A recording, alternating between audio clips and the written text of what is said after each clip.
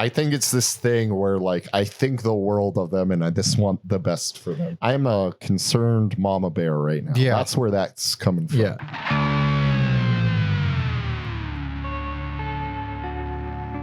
Welcome to Every Album Ever with Mike and Alex. My name is Michael Mansour, and I'm joined as always by my excited and happy co-host Alexander Volt. Say hello. I am so fucking amped. Yeah. This is Every Album Ever, the podcast where we listen to every single album in the world, one artist at a time. That's a whole new discography per episode, except for these EAE singles episodes where we cover a brand new album that has just come out this year.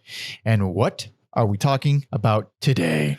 We're talking about the brand spanking new, beautiful new album by Baroness called Stone. Stone by Baroness. Hell yes. Huge thanks to Monica at Speakeasy PR, as well as our boy Tom Osman for hooking us up with an advanced copy. We're ahead of the game. Finally. Although he did help us out with the Beggar from Swans, we got that in advance as well. Yes. We didn't put it out the week of release. Yes. Which we're doing now. If you're seeing this the day it's coming out, this Stone comes out on Friday, September 15th, and we had a nice little opportunity to chew on this one for a little bit. Yes, and obviously I love it so much. Already jumping into it. I don't even care. I've had what 48. Huh? We've had it for maybe 48 hours, 2 days. I've listened to it an absurd amount of times. Really? And I only got 3 listens in it so far. I've gotten 5 in. Nice. Very nice. So at least we're not talking out of our asses this time. No. And this is a band that I've loved for a very long time. Both big Baroness fans, yes. If you go back to our 2019 year-end list, our first ever year-end episode, that Golden Gray was your album of the year. Yes, it was. And I feel like I do this every time Baroness puts out a new album, where I don't want to say I take them for granted, but I get adjusted to them, and then they put out a new album and I'm like, they're the greatest band ever. They're so amazingly consistent, and they're about 20 years. They've been around that long. Yes. They have. They have. They're insanely consistent. They've never put out a bad album. They have put out albums that I'm not super jazzed about. I'm not big on yellow and green. Mm-hmm. And I used to not be big on purple, but that one grew on me quite a bit. This is also very different. Yes, indeed. There's a lot to talk about with it. There's a lot, actually. Where yellow and green, and then gold and gray kind of felt like these big art pieces. Yeah. And not just because there's beautiful art on every amazing John Baez's and a fucking master artist. It's not fair for one man to be this talented. I hate him because of it. Secretly, I hate him because of my jealousy. But there is like, it's almost like the opposite of what bands who've been around for a while do, where there's this rawness and fury yet maturity to it, where it's like usually bands kind of mellow out and this is, or get redundant a little bit.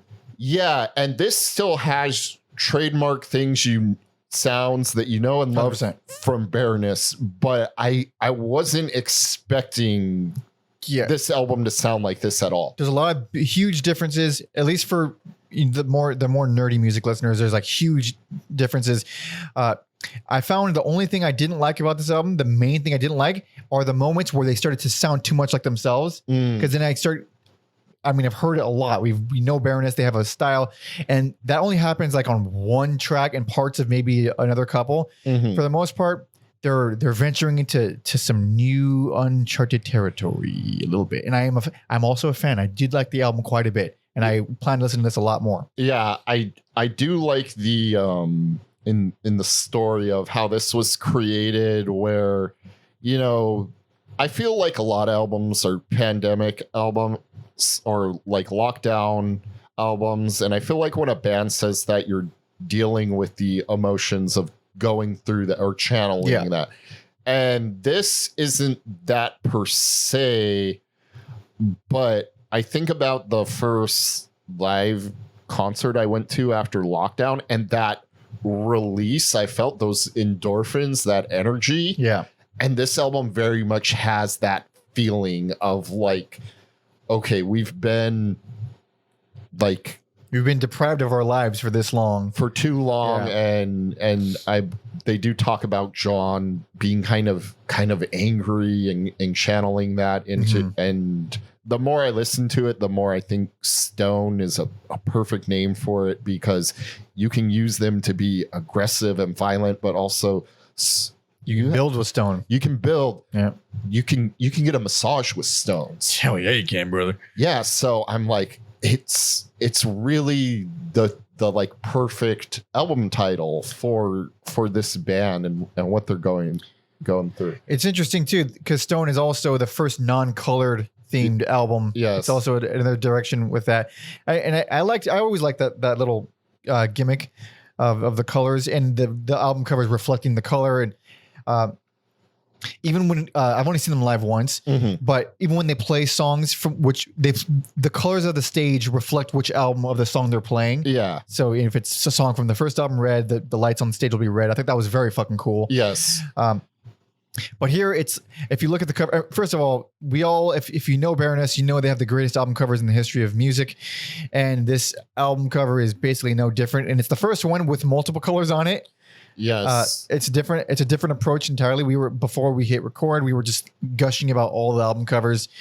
And this might be one of my lesser favorite album covers just because of the level of detail up close. It's a little bit simpler and smoother. But you get more colors. You get more colors. You get more of an idea. It's also a little bit more morbid. Women are bounded by rope. Looks like some shibari stuff there. Maybe eels or snakes. Yep. Chains, vines. For all the albums, they have like these female figures, maybe with like androgynous faces. Here, there's no faces. They're all fucked up. Yeah. It's a lot more claustrophobic and sinister, although with a less threatening art style, which is interesting. Yes, I was pointing that out to Mike. Is when you look a little closer at those, the women have these things that people may consider imperfect, but they have bellies, or they're more like muscular than what people covered in bird shit. Yeah. Like on Purple. Yeah. So, man, like you can, and I do throw this shit up in my home. Yeah. It's the truly some of the best album covers ever made. I mean, he's fucking incredible. For those also not familiar with the band, kind of have a history of revolving door with members, although the last instance was due to a horrible car accident. Oh, and I was like, I felt like sad and anxious when that happened because of, how attached I was already with them. I mean, they've been doing it for a while, but so this lineup seems pretty stable for now, and everyone in the band seems great. I hope there can be some stability. I'd hope so. One broad example of the stability is we noted years ago on Golden Gray, because guitarist Gina Gleason has been with them for a while, and she was on that album as well. Guitarist Gina Gleason. And we noted on that album, it was mixed very intelligently and calculated, where her backup vocals were very ambiguous, drowned in reverb to the point where you couldn't tell it was a woman. Here, it's her. You could hear her voice. It's a woman singing. She gets some moments to shine on this, and I think it's an excellent like new wrinkle that makes the band somehow more exciting, and just some fun tidbits about her. I didn't realize how crazy her resume is. Did you look it up? No, I know she's a beast. I mean, absolutely like amazing. So she did like stints at Circus du Soleil. You mean Cirque du Soleil? Yeah. Are you fucking serious? Like she does all that weird bendy shit? Are you serious? No. Like playing music. Is she fucking a gymnast? Yeah. Smashing Pumpkins. And then my favorite is Playing with Santana. Jesus Christ, get out of here. Get the fuck out of here. Get out of my house right now. You know what that means?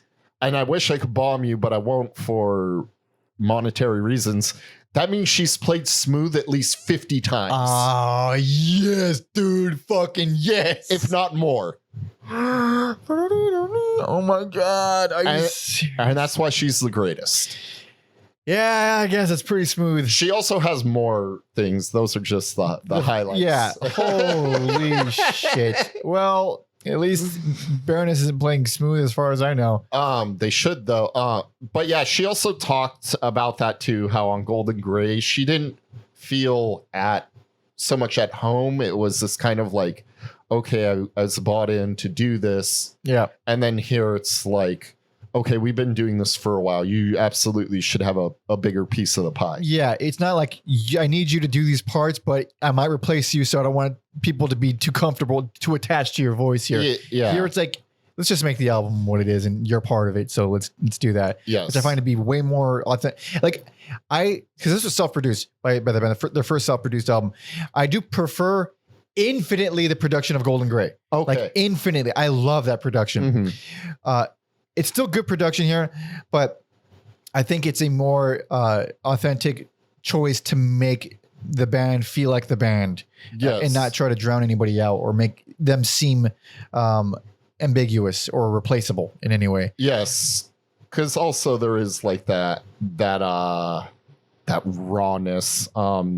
I believe they also describe the being untangled from self-imposed complications, and I get how that could happen when you're doing double disc.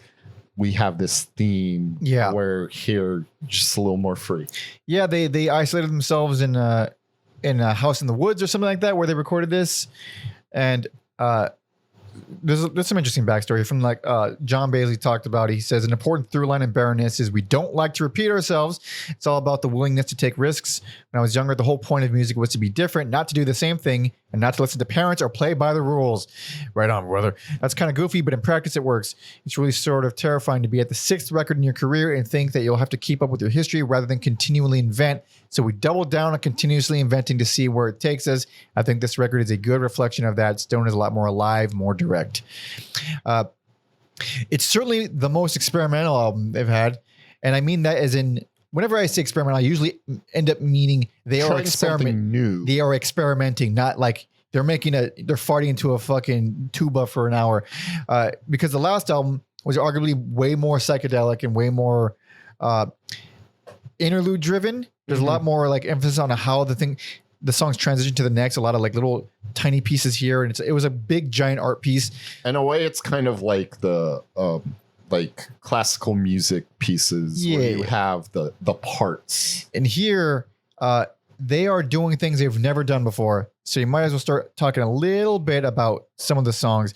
So it opens up with an intro called Embers, which is a gorgeous acoustic guitar and harmonized vocal piece. At first, I was a little upset when it ended. Oh, because it is like, it's a minute long, literally. But I'm like, I guess that's appropriate. It's like an ember. Yeah, it lasts only but a moment. And but it's beautiful while it's there. It is beautiful, but the way it's written is already fucking different because it reminds me of the goddamn Beach Boys. I don't just mean because like the harmonies vocals, they're not doing full on falsetto. It's a very chesty, deep voice vocal harmonization or harmony. But the progressions are Beach Boysy. They're very Beach Boysy, and they got these really bendy and warped plucks and notes that kind of give it this little interesting character. And it's not like over the top happy, but it's not sad anyway. These are just good progressions. Very Beach Boys progressions. And I do mean like the Smile Sessions era of the Beach Boys. Yeah. The greatest era of the Beach Boys, in my opinion. But leads right directly into Last Word, which is one of the singles. Probably the heaviest they've ever been. Some of the, at least parts of it, and the parts of this album are the heaviest they've ever been. I feel like on the like double albums, I've kind of like been trained, or the band has set the table for me to like get in this mindset of what I think is going to happen. And that didn't happen with that song. And I was just like, is the whole album going to be like this, and like I think it's one of the like greatest, heaviest songs they've done in their whole career. Really, I think it's a great opener. It's not one of my favorite openers of theirs. I didn't stick with me the same way. I think about how it was like when I heard Isaac, I instantly loved it, and I think Isaac is a little more like has a little more of a unique sound to it. Which album? That's on the Red album. Okay, that's what I thought. Okay. But this very much like had those like same feelings of like, oh my God, like what else do you got? Because the thing that separated this one the most from me is one, I don't know, because they've been heavy for a long time. They've always been heavy, but it feels so much heavier, and it's got to be the production. It's also like there's an urgency, and the BPMs are a little fast.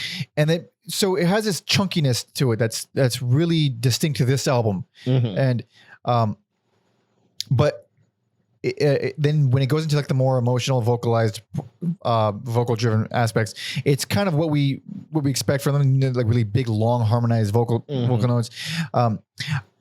I love them. I think it's great, but there's something what I don't like about it is that it loses so much heaviness when the vocals come in. It goes from the most satisfying, powerful, and empowering sound to just Baroness on a dime. Yeah. And Baroness is great. I still like the song a lot. I think it's a great song, but it goes from like the most chunky to just like, all right, now we're back to normal. And I don't like that shift. It bothers me. Every second of it. I think everyone also gets to shine on that. It's like there's the like dirty Baroness guitar solos. It sounds like it was recorded in a bathroom. It's a very interesting tone to that one. The drums are just amazing. I love one of the things that drew me into Baroness was like, this is a heavy band where it's kind of focused on the bass playing. Bass playing holds so much together because the production here is way more clear than on the previous album. On the previous album, there were moments where all you could hold on to was the bass and drums because eventually it just gets so noisy. But here, it's really pointed, dry production. It's not. There's no big, giant psychedelic space. There's no driftiness or like floatiness in any of the guitar tones. It's very pointed. It's very metal sounding production. Yes. Which is fine. I don't like it as much as the last album, but it still sounds good. And honestly, for the chunky heavy parts, which I do wish there were more heavy parts on this whole album, it sounds better than fucking ever. Yeah, I think they could have gone super heavy, but obviously I'm happy with this. But there's so much more that they do. Yeah. So far we've only talked about 2 tracks, and one of them is kind of like what we know come to expect from Baroness, heavy but with the big harmonized emotional vocals. Then you get Beneath the Rose, which dude. I think that's a great example of what you're talking about when you're saying experimenting, where the talky singing spoken word vocals, they fucking rule now. Yeah. Like, she's never done that before. Yeah, where it's like, sure, you can list 100 bands that do it, but it's new for Baroness and it works. And so Beneath the Rose, that intro, that intro fucking rips. It's this really dissonant, ugly guitar chords with these sporadic and kind of spastic drum fills like just coming in and out. And then it comes in and it's so fucking gallopy, really gallopy. And then again, the spoken word vocals, it almost sounds like fucking Helmet. I really love John's vocal approach there. It's so different than anything he's done. It's nothing revolutionary. We've heard spoken word vocals against really heavy music, but it feels great here. I'm going to try to stop referring to heavy spoken word stuff as idols, but I also think it's just like, that's like the impact Idols has had. Oh, the band Idols, yeah. Yeah. Because I just default like Joe from Idols is this. That is his style. I think of him more as like a punk singer. I don't think of him as spoken word so much. Because he does do notes. He does a lot of notes. He does a lot of actual singing. He does, but like I think on this Baroness, he says something about like breaking through walls or ceilings. I was like, that's very Joe. Oh, The inflections and that. Also, the chorus of Beneath the Rose, it's big and emotional, but with these acoustic guitar strikes, it's so fucking nice. It's a great juxtaposition of like the brutality of the rest of it. I was gonna bring that up next. Is like that's why they're great, because I wouldn't hear that song and be like, it would really, if we just do these acoustic guitar things, and it's just such a nice touch. Great texture. And then, so the pacing of this album is fucking immaculate. Wonderfully, and it's always had great pacing, great little, not just transition tracks. So there's no transition tracks on this one. Maybe there's like one short transition song, but for the most part, it's the way they bleed in. I mean, the way Beneath the Rose into choir, it's fucking perfect. I mean, you have no idea when one ends and the other one begins, because choir begins driving heavy, pounding fast. I mean, it's perfect. It's a perfect transition. Like those trampling guitar rhythms. Yeah. And then this one, yet another completely different vocal approach. This one I find kind of silly and hokey. This song is by far the most experimental song, choir. Yeah, there's like this subtle, like, it's almost nerve-wracking, the subtle like synth part. Well, I'm thinking more of the vocals. Sorry. Like it's more spoken word, but it's like full of overdubs and vocal effects. Really, it's like an evil villain kind of sound. More spacey sound. Spacey, really boomy, really. It's a little silly, but it works for the kind of song it is. It's a very interesting. It's not very riffy. It's not a riff. It's not a Baroness song. It is when it starts, but the lyrics and the way they're presented, it's almost like this ghost story, and it works for me. It's one of the most, if not their most experimental song. Around 3 minutes, it goes to this total psychedelic break, where the vocals get really whispered and they get pitch shifted downward, like like an evil demonic voice. Again, brand new ground for them. It's very kind of an ambient section, but it's really fucked up and mean and driving, and it's one of the most abrasive songs that they have. And you think about some of all their past albums, they're not really an abrasive band. They're a heavy band. They usually have a lot of melody.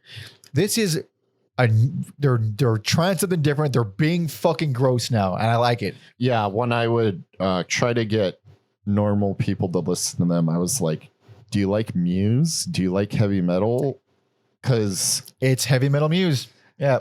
I mean, I just think they're a totally different beast, but I think those, like, I bought up like the trampling riffs and big epic things. I think they have a lot in common in that sense. But that's where it is. Well, funny, because a couple of years ago, my cousin from Liverpool, hello Daniel, my cousin, he was visiting, and I was for some reason just on a Baroness kick. Yeah, and he was like, you have to listen to Muse if you like this. This reminds me so much of Muse. Like, interesting.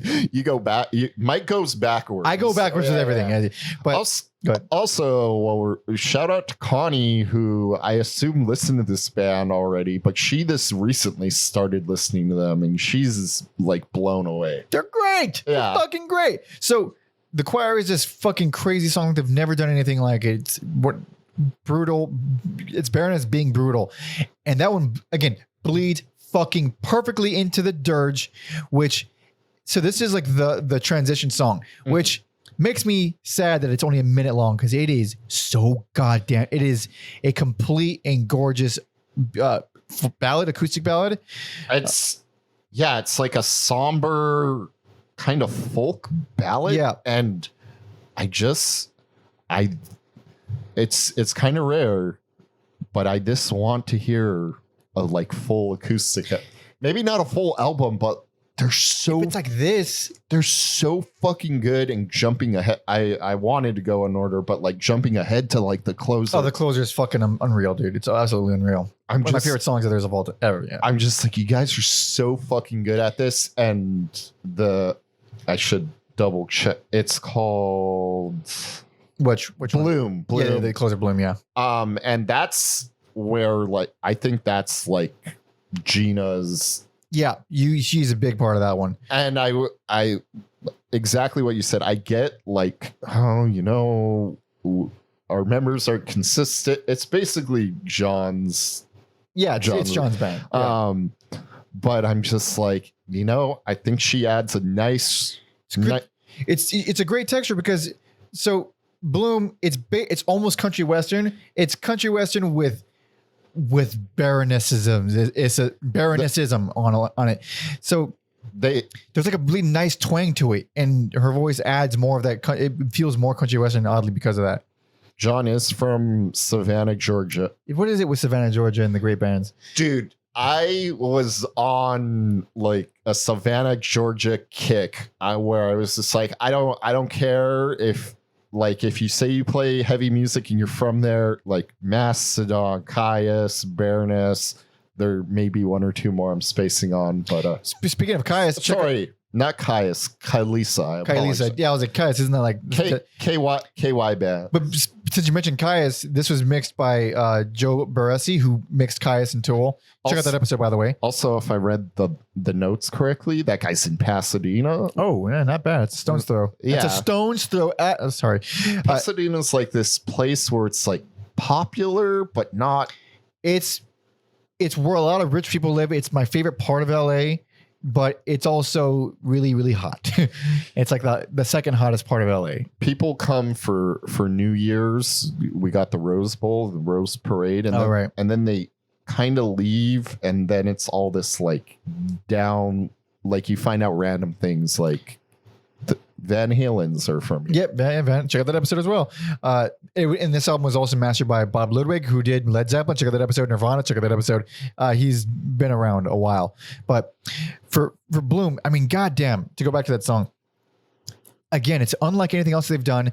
It's semi-country western, folksy, but in a way that the textures on that song as well as the dirge, they're. I don't think I would get fatigued on a full ass Baroness album of songs like that because the textures they use are so varied. It's not just a couple acoustic guitars and then voices. It's way more. I don't want to say tasteful because you could be tasteful while being that minimal, but there's more to chew on. It's more. It's more dynamic, I guess. You know what? Scratch the acoustic album. I just want a country album. I would love that. I'd love that as well. Or both. Or why the fuck not? Do everything, Baroness. Yeah. I obviously encourage it. Bloom is definitely, an all-time favorite of theirs, and it's a great closer. Fades out too quick, though. Out too quick. Going back a little bit earlier, Anodyne is fucking amazing. That is the, like, stoner metal sludge song on the album. So chuggy. So fucking chuggy. It's fucking groovy. It's like it's nice after the flurry of faster, angrier things where it's like we're just gonna groove into this one. It's the perfect example of the evolution into super duper heavy Baroness. Yeah. Like that song is the only song out of the whole album where it's like they're going hard. Because all the other songs they take little dips and they go back to like the big emotional long drawn out legato vocals or some kind of break where it gets really minimal and quiet and pretty. That one is just like we're going fucking hard. I honestly would have loved more of that on this album. Yeah, as a long time listener, I feel like I have had that from Baroness. Yeah, and the first two albums had a lot of that. Yeah, but my favorite albums of theirs, honestly. Yeah, but it is. You can return to some things. There's a way to do this without repeating yourself, and it's that fucking song.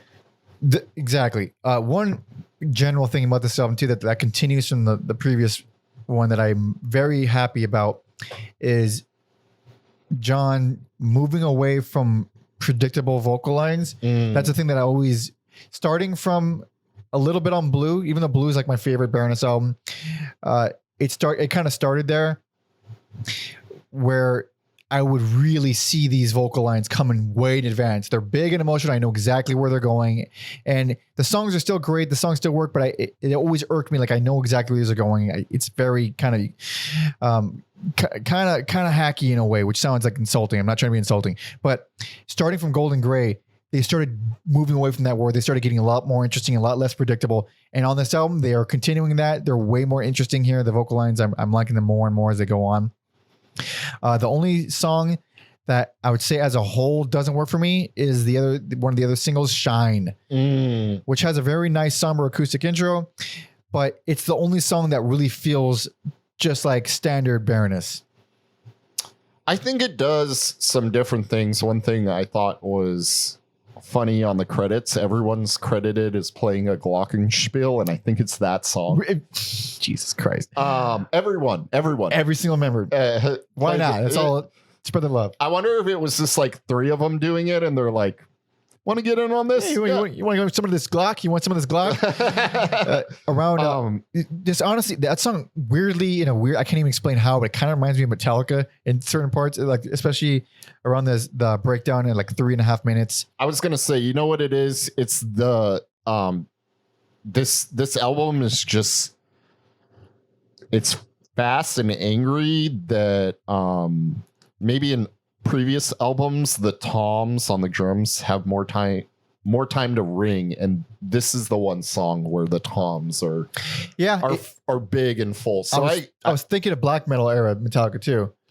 Oh yeah. So I totally get why you thought that. And that's the first, at least on first listen, where I took note of Gina's backup vocals, where it's like, damn, you really hear her. She sounds more unhinged than John does on that song. That's pretty good. Yeah, that is pretty good, because John's face looks like an unhinged person. Sure. Man, we talk a lot about homeless men being singers. He looks like a homeless man for sure, more than all of them. I love him. I love him so much too. I love him. I'm sorry if I'm so mean. I do love the man so much. I'm in awe of his talent. This is how Mike loves things. It's I gotta make fun of the stuff I love. I have to. He's just like mice and men. He's gonna smother it until it's dead because I love it. Yes. I kind of feel like Magnolia caught me off guard in the like best way possible. Yeah. I mean, that intro, atmospheric and beautiful, atmospheric and gorgeous. It is. Holy shit, man. I fucking love that. Like those acoustic guitar harmonies. Whew, mama. A lot of these, I'm just like, what if Thin Lizzy did more cocaine? And I'm not saying the people in Baroness do cocaine. Not anymore. They've written so many songs about doing drugs and missing drugs. They've written so many songs about that. Baroness or Baroness. Oh shit, I'm out of the loop. But these, yeah, it's just like that. Those like Thin Lizzy, but it's dirty or it's meaner or it's kind of faster and off. It's this great fucking song. Definitely one of my favorites on the album. That is the most like emotionally like heartbreaking one for me. Yeah, for sure. There is a weight, and even the opening, I'm like, oh, this must be like the smooth side of the stone I was talking about earlier. Oh, the volcanic stone, if you will. The ones you can skip across. Oh yeah. Under the Wheel, man. Again, more of that really chunky palm muting stuff that I fucking love, which combined or blended with these acoustic and then like subdued clean vocal harmonies. Takes about 3 minutes to build up to like the big chunky distortion and yelling. And then they have this really cool section with these murdery textures. I think they're guitars. Yes, I like the murdery textures because I didn't want to compare it to Pink Floyd, but then John said something about Pink. Like he referenced animals. Maybe not on this, but I was like, he won't mind then. But yeah, it's like this almost like Pink Floyd quality, but then yes, the murder guitars just make it its own thing. It's fucking fantastic. I especially I forget if it's in 6, but I love that fucking mid-pace driving feel to it. Also there's like an ISIS section and really, or well, I think Check out that episode, by the way. yes, and that's like not a knock either, because I think a lot of great bands channel ISIS. But Yeah, I mean, they were hugely influential. They're fucking amazing. Yeah, and it's also like a nice ending, like the way Under the Wheel and then Bloom close it out. It's the dichotomy between the two. It's very nice, very nice. Also, I would do this thing, and I don't know why. Maybe it's just because a lot of albums towards the end, I'm like, is this gonna run out of steam? And it has nothing to do with any band. It's just like by the very nature of a lot of albums. But I was like, this is perfect. Damn, man. Every song works for me. I love every song. I never got tired. I listened to it once and I listened to it right after. And so this is the thing. I do love the album. I think I still love Golden Grey more. yeah. And that's the problem I have. It's a me problem, is that I'm only not super fucking excited because of how much I got, like, because I'm comparing it to them. Oh, so I mean, comparing this to most albums of this year, it's like this is easily like probably in the top 5 favorite albums that I've heard from this year already. Mhm. It's so fucking good, but the songs individually don't stick with me as long as some of their other songs. Even off of Golden Grey, it's like some of those songs I still fucking think about them all the time. I will say there are in Baroness's discography, there are catchier, more hookier things, or maybe it was just like a crazier guitar line. But I don't know. There is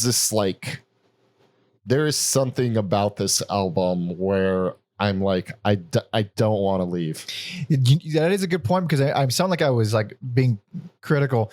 There's something about the overall feel of this album that makes me want to go back to it way more than even Golden Grey. Yeah. Because that one on first 2 listens, for example, I like it more. First 2 listens of this one, I like it less. But I want to go back to this one more. As a whole, it has more of a personality than Golden Grey has a strong personality compared to the rest of them. But you look at Green and Yellow and then Purple and then even Blue, which I love, you can kind of like see less differences between all those 3 albums. You see this one and you see a different fucking album. Yes. And I'm thinking about it more and I want to hear it more. And the things that it does differently, I like more. For example, just the heaviness alone. Yeah. It beats you up more than every other, even including Red, which is their craziest, heaviest album. Yeah. And also, I think some bands, when they say they're going back to being heavy, it's like, that's cute. It's a neutered version of their heavy. And this is like a whole. This is heavier. It is like, it feels and sounds heavier than Red. It's not as relentless or it's not as punishing as that one is the whole way. That one is like a heavy record the whole way through. Mm-hmm. So it has more dynamics and more beauty on it. But when it gets louder, it certainly is heavier. So yeah, I don't understand why Baroness is not like up there with like Mastodon and Lamb of God in terms of, it's crazy because these bands have been around for 20 years now, so they're veterans, but also I guess in terms of like newer crops of heavy metal, I'm just like, they should be spoken with in the same breath as same reverence. Absolutely. I would say more so than, I mean, I'm not a big Lamb of God guy, so that's probably why they're a cool band, but I would put Baroness above them every day. I think Lamb of God had a moment, like a lightning in a bottle moment that they were able to like capture and good carry with them. Good time and place band. And then Mastodon, as much as we both love Mastodon, Baroness has been more consistent in the long run. It pains. Are you wearing a Mastodon shirt? No, you're not. I have a Mastodon tattoo. that says a lot more than a shirt. And I can say Baroness is more consistent. They don't. Yeah, I mean, I don't love every album, but I like more albums of Baroness than Mastodon, even though Mastodon is one of the greatest metal bands to ever exist ever in the world. But yeah, it's just so crazy because like I never thought like Mastodon would play the Forum in Los Angeles, but they fucking did. I don't know how many tickets they sold, but hopefully a lot. Hopefully a lot. And, Yeah, they are one of the greats. Or even Gojira, who I'm a new fan of Gojira. Yeah, so it's insane to me that Baroness is not on that same. They're popular and they have a lot of fans, but like I'm like minimum they should be at that level. You were talking before recording that they just started headlining. Or like not just started headlining, but they just started like every time you've seen them, they've always been like not a feature, whatever. I've always seen them as an opener, and part of that's on me. I should have like sought them out, but I'm correcting that next month. Yeah, I've only seen them once, and they're opening for Deaf Heaven, and good. I want them to do well. I mean, at least just for the cover art, for fuck's sake. I mean, holy shit. Our last single episode, we were talking about Oxbow and how like criminally, I mean, they're more criminally underrated. Oxbow is in way more underrated. Yeah, underappreciated. But yeah, kind of the same deal here where I'm like, I don't, and this isn't shocking, I don't understand people. I don't know what the fuck people want. That is what it is. That's what if you go to any kind of if you just use like we're on YouTube, let's use the algorithm as an example. All it is just pushing forward things people already want to see. Mm-hmm. You have no idea what people want to see. That's why playing the algorithm is so difficult, because you have no idea what people want. You think you did something good, and then it turns out no one likes it. Even in this podcast where it's like, I don't know if we should have done that band, and then like all these weird, wonderful people find us. Yep. Or like, this episode's going to do gangbuster. Oh no. All right. Oh, guess not. Guess not. And that's why, maybe we'd have more to show for it, but also mentally it's exhausting. So we do what we think you'll like, what we like. Yeah. If we don't want to do it, there's no reason to do it. So try to meet in the middle somewhere. There is some compromise. We do. Yeah, some compromises. But ultimately, I don't know what the fuck people want. Yeah. Honestly, I have no finger. It couldn't be further from the pulse. I have no fucking idea. Maybe if we gave some sort of tutorial and put text on screen. I don't know. I'm just being bitter against the TikTok generation. I'm getting old. But this album fucking rules, and you should all pick it up when it's out on Friday. Or if you're watching this later, then it's already out, and go listen to it now. What are you still doing here? You should have listened to the album well before. And just all their albums. I mean, they're a fucking great band, and they're really they're possibly like the most accessible metal band. They're not even fair calling them metal. That's always why I would like try to get normal people to listen to it, because I was like, and obviously I'm wrong. I'm like, I think there is stuff here that more casual people, or even like someone who listens to Metallica, like, you might like this. What's not to fucking like? What am I missing here? And we're talking about them like no one likes them. They are popular. They are very popular. Yes, but I think it's this thing where like I think the world of them, and I just want the best for them. Yeah, I'm a concerned mama bear right now. Yeah, that's where that's coming from. Yeah, but it's a great fucking album. These guys basically rarely disappoint, and this is no different. And this is their experimental album, and it's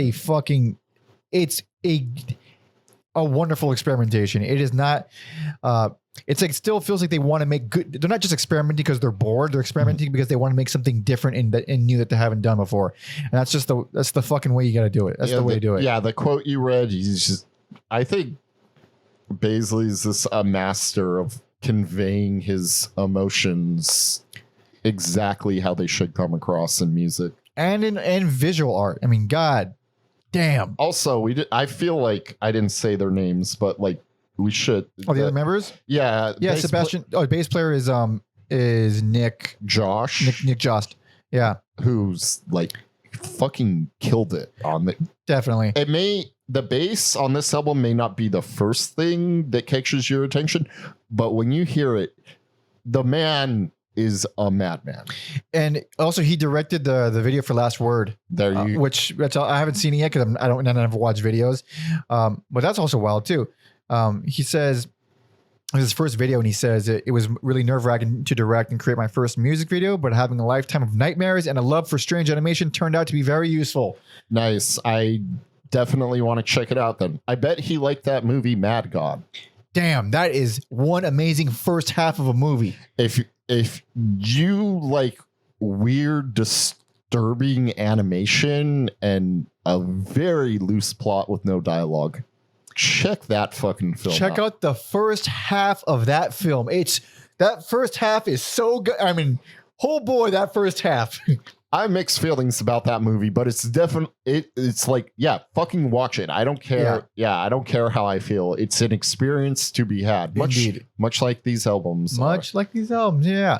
So check it the fuck out. Rad. Also, Sebastian Thompson, the drummer, he's fucking amazing as always. He's incredible. I was reading a little bit about him. Yeah, he like drums to like acid house and these like crazy genres that I wouldn't think.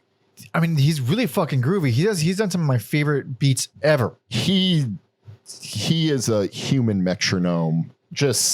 And you have to be like Baroness is from like day one. Like you have to be in the fucking pocket at all times as a drummer. It is a pocket band. How groovy they get. Yeah, absolutely. There's not one room for arrows. Tighter than the motherfucker. Fantastic album. I'm excited. Alex is excited, and you should all give them your time and attention. Hell yes.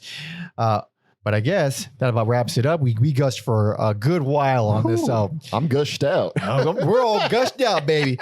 That's not true. I could probably find some more nice. Probably. Yeah. But thank you so much for listening and watching and hanging out. Thank you so much again to our boy Tom Osman and Monica at Speakeasy PR for supplying us with this fucking album early. Truly blessed. So grateful. If the hurricane gets me, blessed still. Exactly. It shows when this was recorded. Yeah. I'm sure you'll know. We'll be fine. Hurricane is long in the past by this point. LA hurricane, by the way. And so please follow our guy Tom Osman at Tom Osman Sounds on all social media, as well as TomOsmanSounds.com, where he makes music. He's also a very good musician, as well as being our fucking go-to man, talking to people and getting things for us and getting interviews and doing all this stuff. And he's a good writer, and he's a busy guy. He's a busy music man. You can follow me on all social media at PanderMonkey and Alex on Instagram at Every Album Alex. Hell yes. I would say there's a link to the album in the description, but there is not because it's not out yet. So just fucking search it. You'll find it. It's easy. It's a very easy band to find. Also, their fucking iTunes page or Apple Music page is just gorgeous. No one has a better looking page than this band because every album cover is a masterpiece. Absolutely. Yeah, it's crazy looking at all. I might when my copy of Stone arrives in the mail, I might just set them all out on the floor. Beautiful. And look at them like that. Yeah. Just look at this. Oh, I bought these for music, but I'm just going to stare at this. These are the best album covers just fucking ever. Goddamn. If you want to help and support us and be extra cool, join the Patreon, baby. That's where it happens. Patreon.com/everyalbumever. There we got our bonus episodes. You get to see our schedule in advance. You get to vote on polls to decide who we cover next. You get to join our Discord and be a part of our community. And it's also where you can suggest our singles episodes like this one. This one wasn't suggested because we were already excited about this album coming out. You don't need to tell me to be excited about this. Exactly. But we pick all the suggestions out from there usually. And if you want to suggest a full discography for our bigger, longer numbered episodes, tier 2, baby, that's where you do it. So please go there and do that. Thank you. Check out my debut EP. Link to that in the description. Cool. And I think that about does it. So, we're gonna wrap it up with one of the singles. Yes. And I suppose you are very passionate, and it is not a bad entry point for the band in general. No, it's not. So last word, and that's our last word. So thanks so much for listening and watching. See ya.